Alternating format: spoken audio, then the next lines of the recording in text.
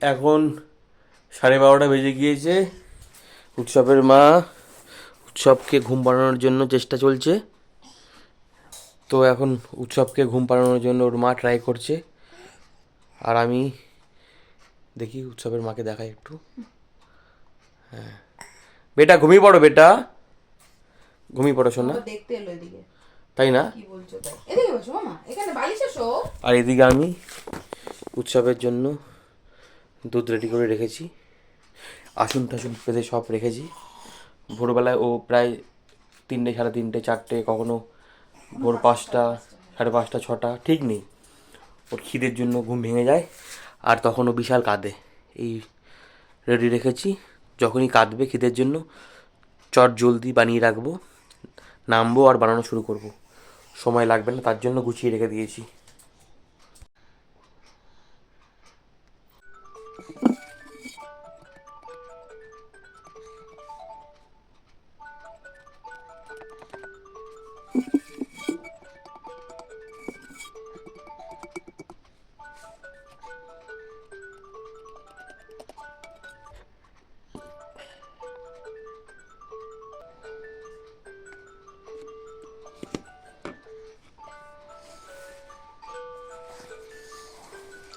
এ নাও।